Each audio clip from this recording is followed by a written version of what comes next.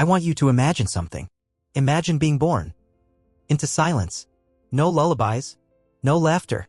No "I love you" whispered in the dark. Just stillness. Endless. Unbroken. Now imagine trying to speak in a world that only listens with its ears. Imagine walking through classrooms, hallways, interviews, and always being seen, but never truly heard. That was his life. He never heard a single song. He never heard his name spoken. He never even knew what his own voice sounded like. And yet, he became one of the loudest voices of his generation. He stood in front of 5,000 people, and none of them noticed his silence. They noticed his presence, his power, his message. They listened, not because he was loud, but because what he said, even in silence, was unforgettable. He didn't let the world define his limits. He defined his own. And what he built changed everything. He built a platform, a business, a mission. He made $5 million. Not to prove them wrong, but to prove that you can win without becoming what hurt you. So if you're sitting there thinking, I'm too different, I'm too broken, I don't have a voice, let me tell you something. This story is about a man who was born with no sound, and yet found a way to speak to millions. Because when the world gave him silence, he made it listen.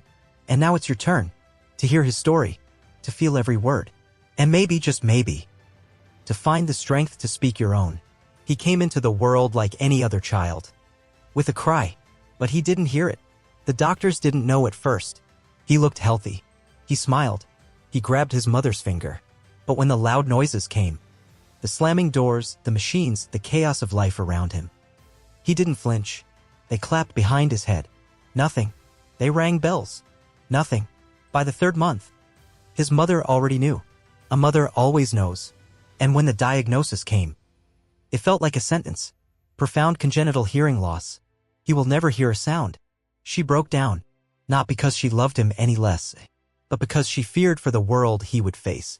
The world isn't kind to silence. It interrupts. It forgets. It ignores. His father was quiet for days. Then angry, not at the boy, but at the universe, at himself. What kind of life will he have? How will he talk? How will he survive? But the boy, he just kept smiling, blissfully unaware that the world had already started doubting him.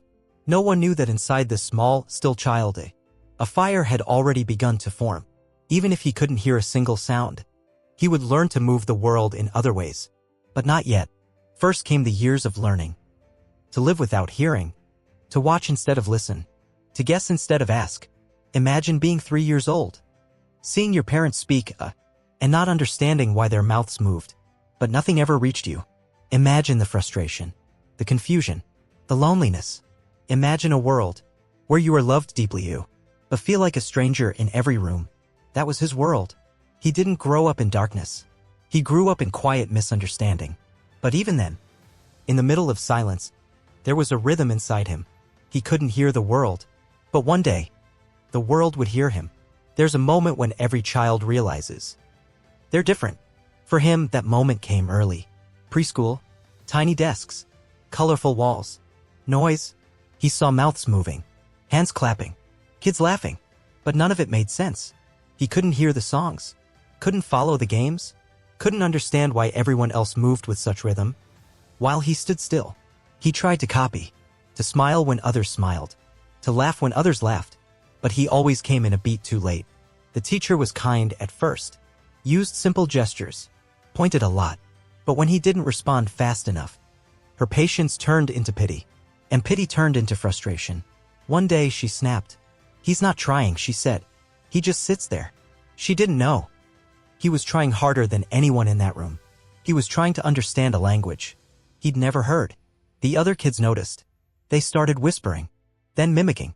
They'd open their mouths and pretend to talk without sound, mocking the very thing he lived with every second. He didn't cry. Not at first. He just stared, wide-eyed, frozen. Because when you're that young, you don't even know how to explain pain. You just feel it. All at once.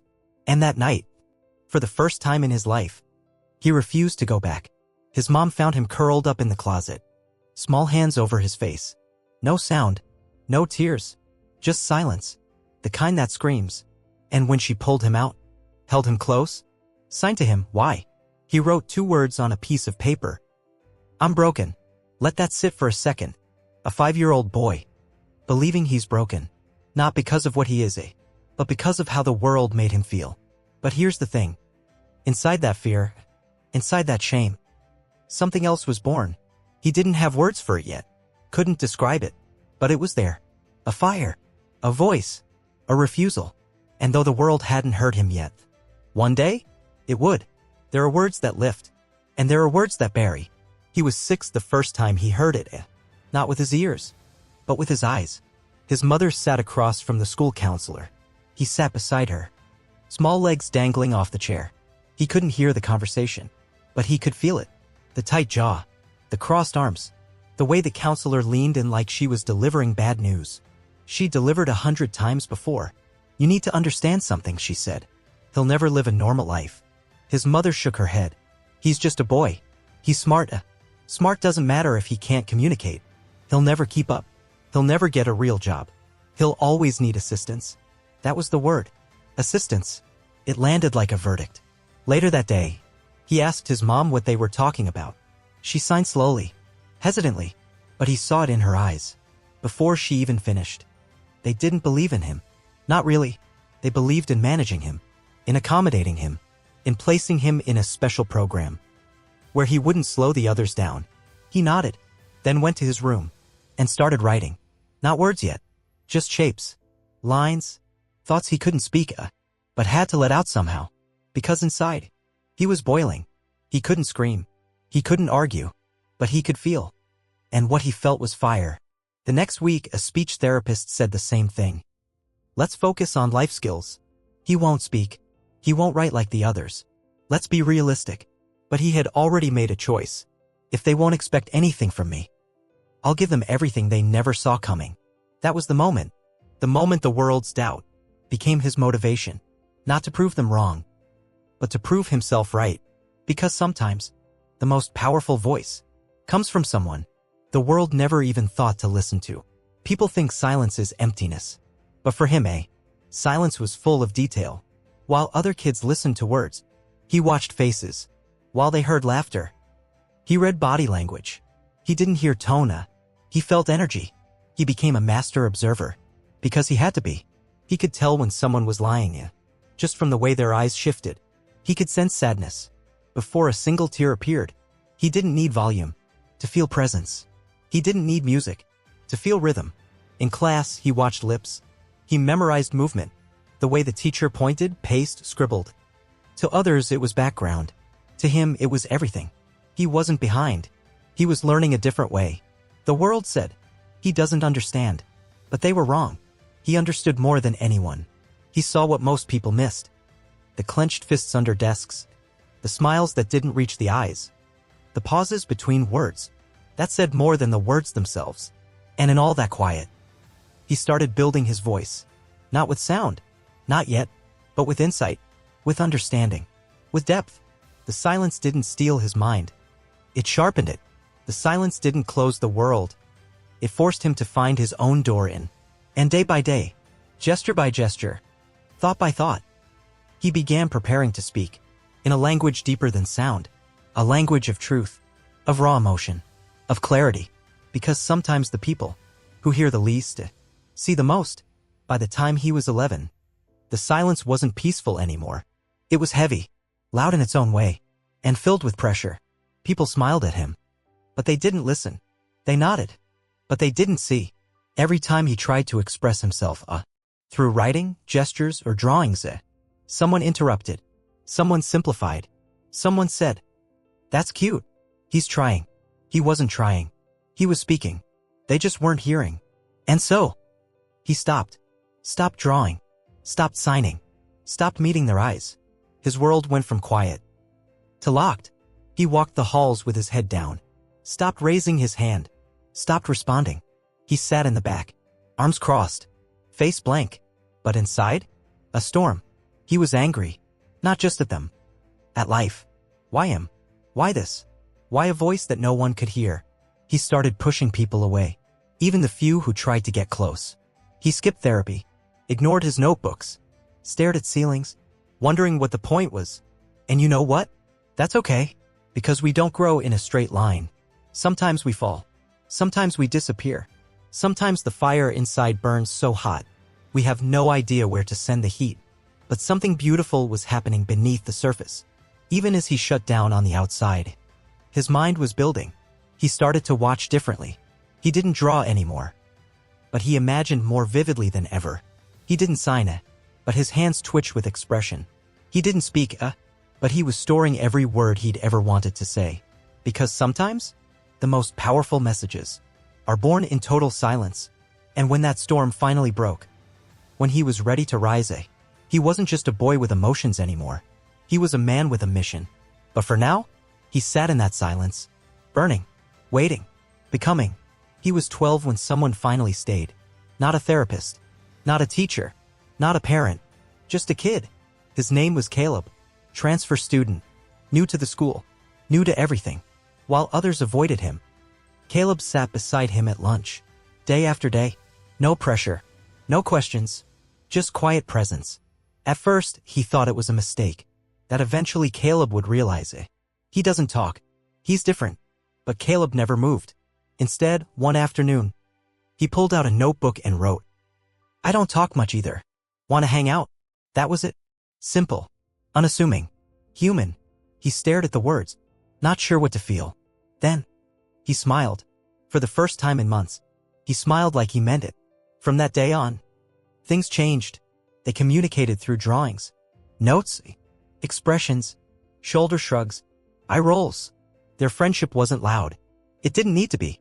They built a language of their own, a rhythm deeper than speech. One day, Caleb came to school, with fingerspelling charts printed off the internet. "I'm gonna learn your way too," he wrote. And he did. Slowly, clumsily, but with heart. And for the first time ever, he wasn't explaining himself to someone. He was being understood. That changed everything. With Caleb by his side, he dared to draw again.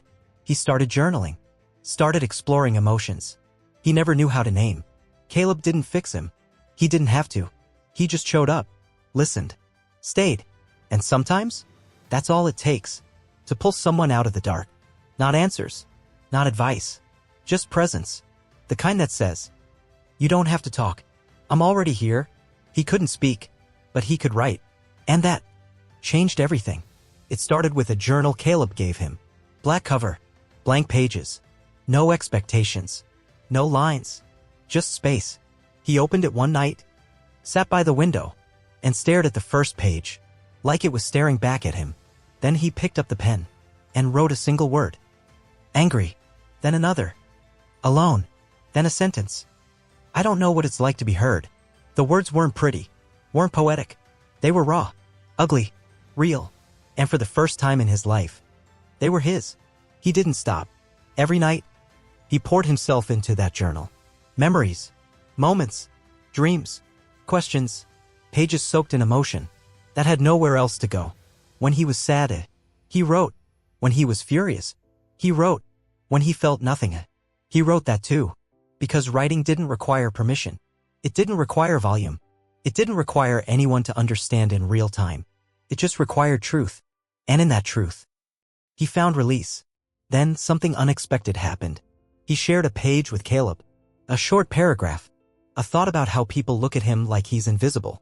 Caleb read it, paused, then wrote, "This made me feel something I can't explain." And just like that, he understood. Even silence can move people, if it's honest.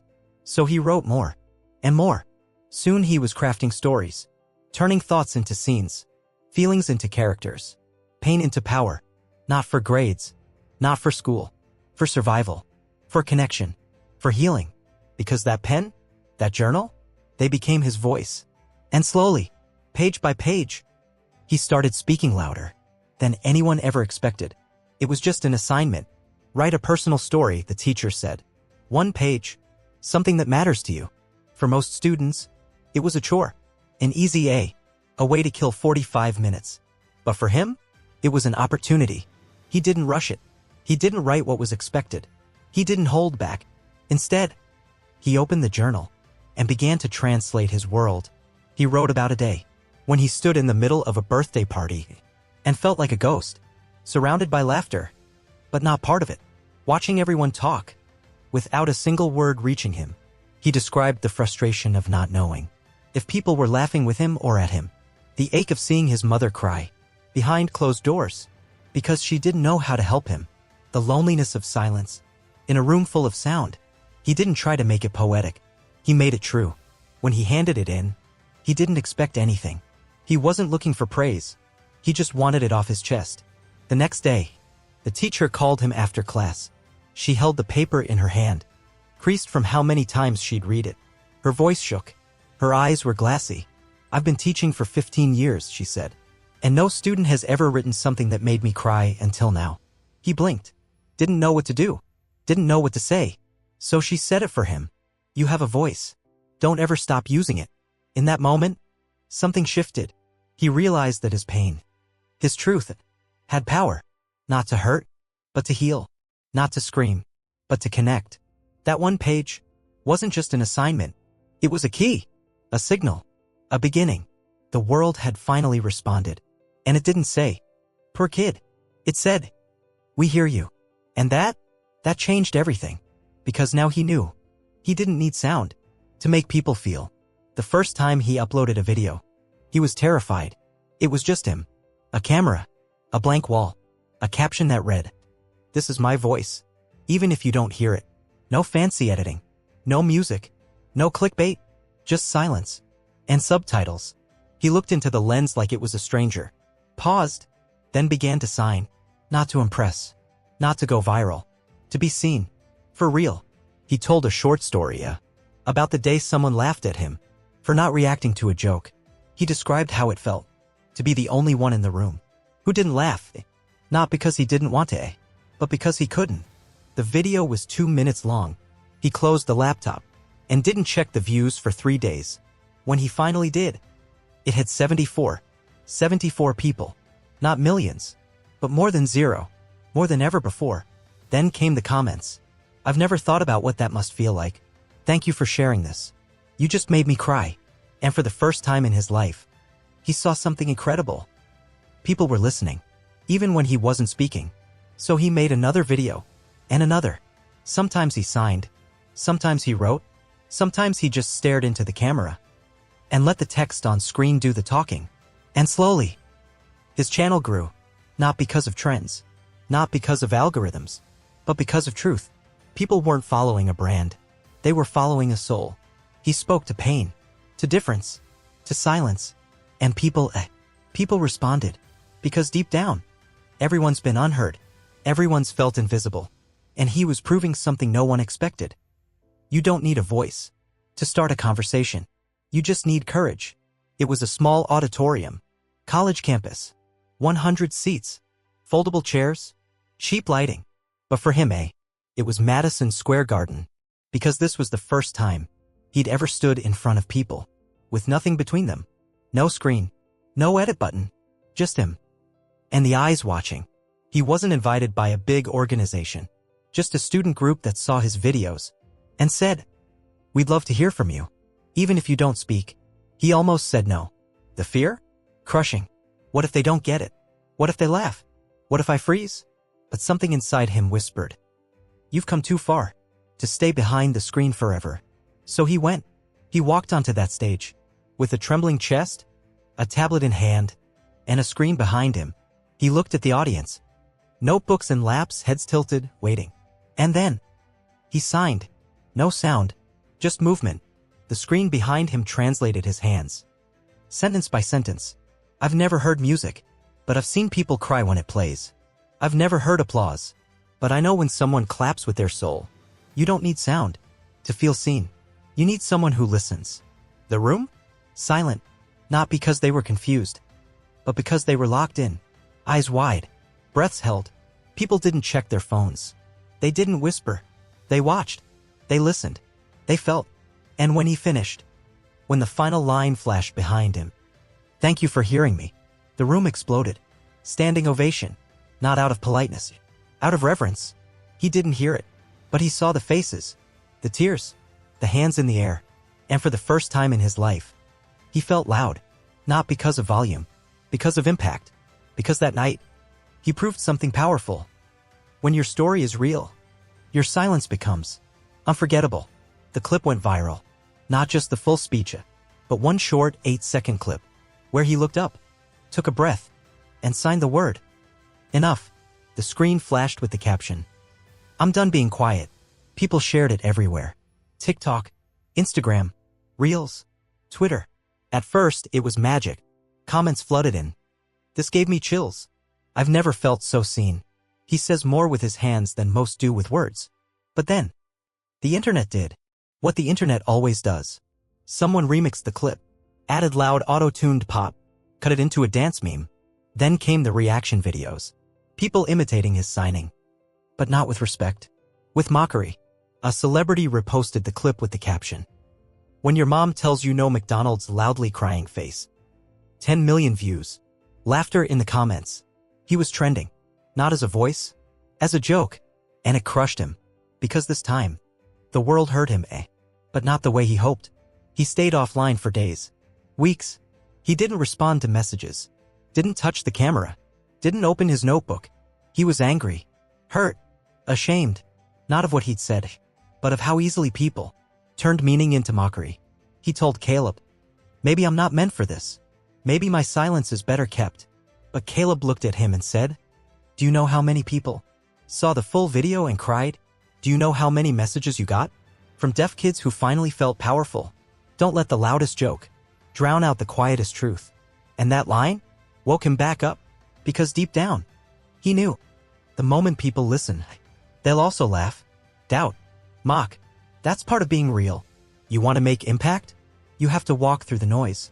So he turned the camera back on, and instead of reacting with anger, he spoke with power. He uploaded a video titled, "This is not a joke, it's my life." And in that video, he didn't attack. He didn't defend. He just told his story again. Calmer, deeper, stronger. And the world listened, louder than ever before. He sat down in front of the camera. Same setup, same lighting, same quiet. But something in his eyes was different. He didn't look uncertain, didn't look shaken. He looked ready. The screen behind him lit up. Big white text on black. "I'm not here to entertain you. I'm here to remind you I exist." Then he began to sign. Slow, steady, each movement sharper than before. You laughed. And that's okay. People laugh at what they don't understand. But this, he pointed to himself. This isn't a performance. I'm not a meme. I'm not a trend. I'm a man, living in a world built for everyone else. And still I'm here. Still showing up. Still speaking. Still building. He paused, let the silence settle, then finished with one line. "I'm not here for pity. I'm here for impact." The video ended. No music. No outro. Just black screen. Within 24 hours. 1.2 million views. 30,000 shares. 100,000 new followers. But this time, no jokes. Only comments like, "I feel ashamed for laughing before. This hit deeper than any speech I've ever heard. You just rewired how I see people." He wasn't viral now. He was respected. He started a hashtag. Hashtag I noticed the silence. People began sharing their own stories. Of being ignored, misread, misunderstood. He reposted them. Commented. Supported. He didn't just rebuild his audience. He led a movement. Because when someone refuses to disappear, when they stay visible, even after being ridiculed, they become more than a voice. They become a mirror. And the world needs mirrors. More than it needs noise. It happened quietly. No celebration. No live stream. No confetti. Just a small number. That changed everything.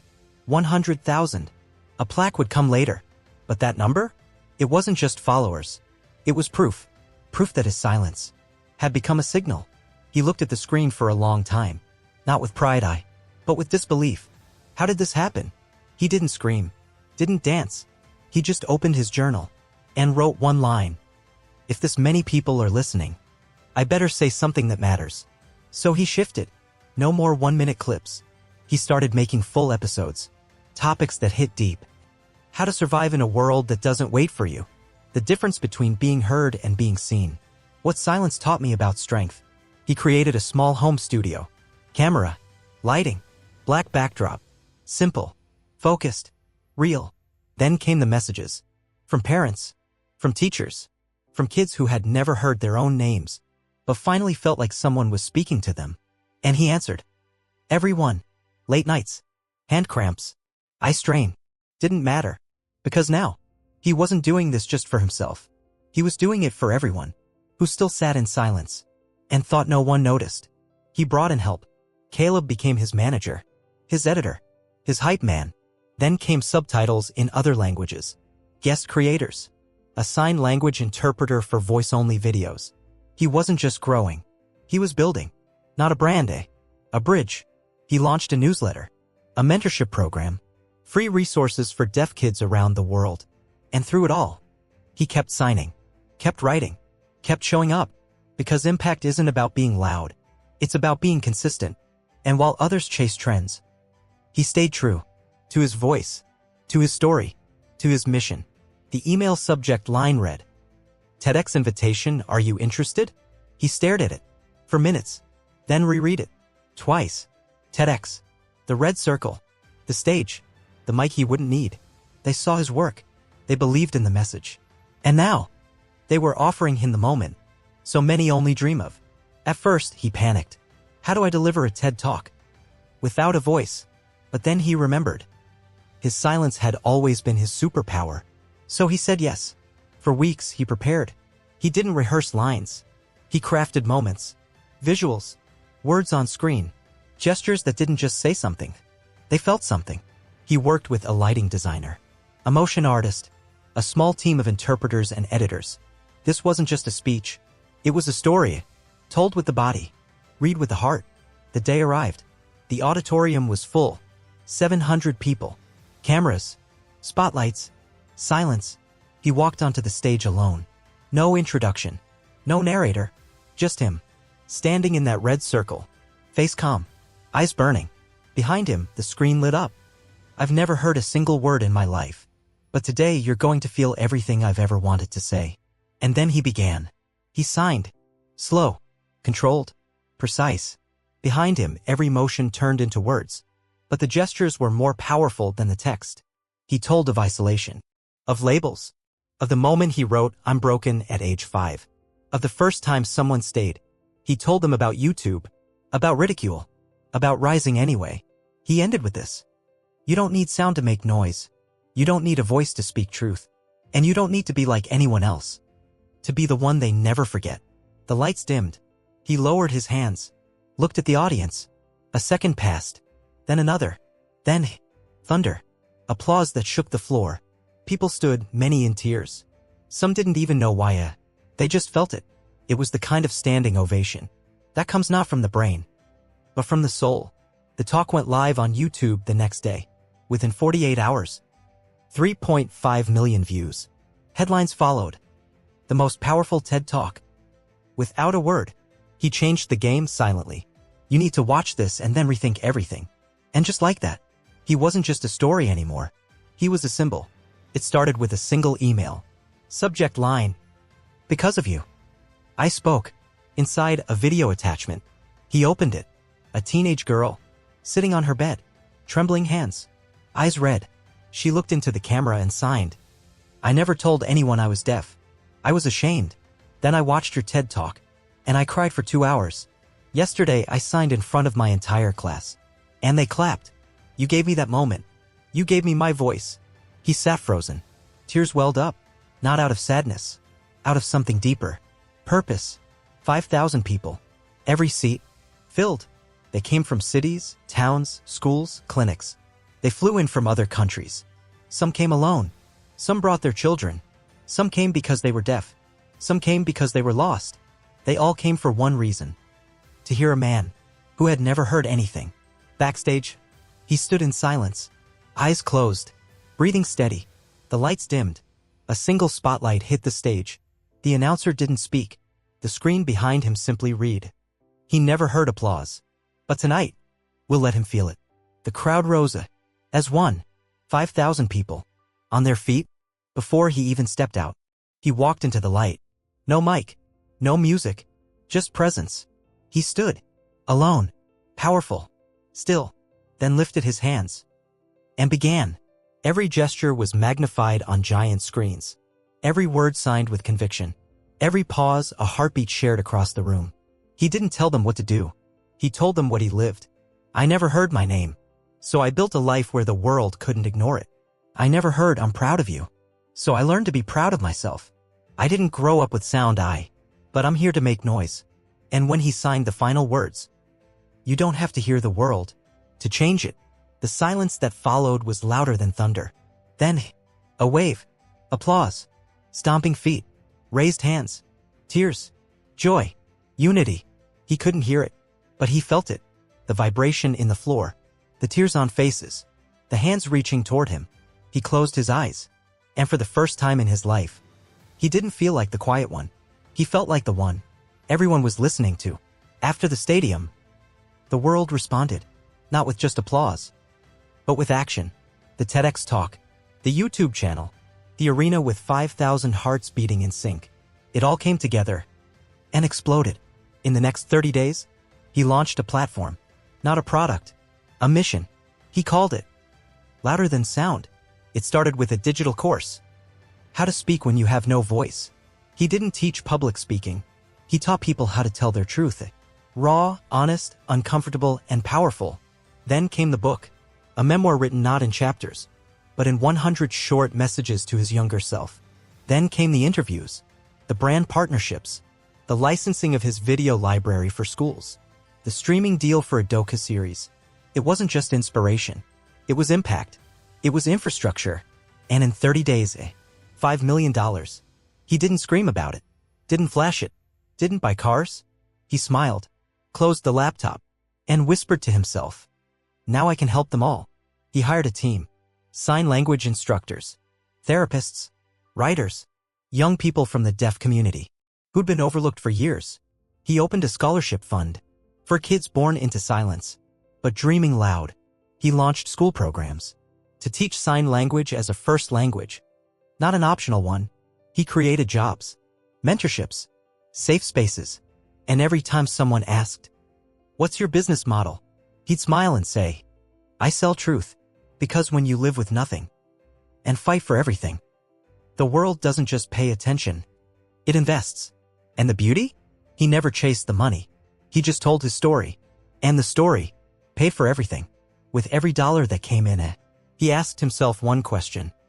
How do I turn this into something that outlives me? The answer came in a dream, a phrase he'd once written at the bottom of a notebook page. The voice inside you is louder than the world around you. So he built it, the Voice Within Foundation, a home for those who grew up in silence and were ready to speak. It wasn't a charity. It was a movement. He rented a space, not big but warm. He hired deaf staff, mentors, therapists, artists, speakers. He launched programs, sign language classes in underserved schools, confidence training for kids with speech impairments, storytelling workshops for those too afraid to share. Every room had mirrors, not for vanity, but to remind them, you are not invisible. One wall read, your silence is not your weakness. It's your beginning. They opened doors every morning to kids who were used to being told what they couldn't do. Here, they learned what they already had. He didn't preach. He didn't lecture. He just sat with them, listened, watched, and when they stood on stage, even shaking, even whispering, even signing, he clapped harder than anyone. He saw himself in all of them and gave them what no one gave him. Permission to speak, to sign, to shout, to write, to build. The foundation grew. One city, then two, then global. And through it all, his name was never on the front door. Only one phrase, the voice within. Because this was never about him. It was about everyone else who just needed to know. Their story matters too. The phone lit up. Unknown number. No name. Just a vibration. He almost didn't answer. But something pulled his hand. He picked up, waited, then heard it. Not a greeting. Not an introduction. Just a deep breath. And then a voice. Old. Worn. Shaky. I watched your speech. The one in the stadium. Silence. Then, I cried. He knew the voice. He hadn't heard it in 15 years. His father. The man who left when he was barely old enough to understand the word dad. The man who didn't show up at therapy. Who missed every holiday. Every school conference. Every moment that mattered. And now, he was calling. Not to explain. To listen. His father said, I didn't know how to be there for you. I was scared. Ashamed. I thought I'd just make it worse. Another pause. But I saw who you became. And I realized something. You didn't need me to fight for you. You became the fighter I never was. For a long time. Neither of them said a word. Just breathing. Just being. And then the son, the boy who had grown into a man the world listened to it, took a deep breath of his own. And signed 4 words. I'm still your son. His father didn't understand sign language. But he understood the silence that followed. Sometimes, forgiveness doesn't need to be spoken. It just needs to be felt. That call didn't fix everything. It didn't rewrite the past. It didn't erase the pain. But it gave them something rare. A beginning. And sometimes, that's enough. He never heard applause. Not once. Not after his first video. Not after TEDx. Not in the stadium filled with 5,000 people on their feet. Not even when the world chanted his name. But he didn't need to hear it. He felt it. In the eyes of a child who raised their hand for the first time. In the hug from a mother whose son finally spoke. In the quiet nod of an old man who had stayed silent for 40 years. And finally found the words. He didn't need to be told he changed the world. He saw it. He lived it. He became it. His legacy? Not in trophies. Not in trending pages. Not in money. But in people, who once believed they had no voice. And now won't stop using it. He proved that the most powerful sound isn't the one you make, it's the one you awaken in others. He walked through life. Without music. Without laughter. Without thunderous applause. But somehow, he became the reason millions stood and clapped. So if you ever feel invisible, if you've been told you're too different, too late, too broken, remember this. He never heard a single note, but he composed a symphony in the hearts of others. He never heard applause, but he became the reason the world listens.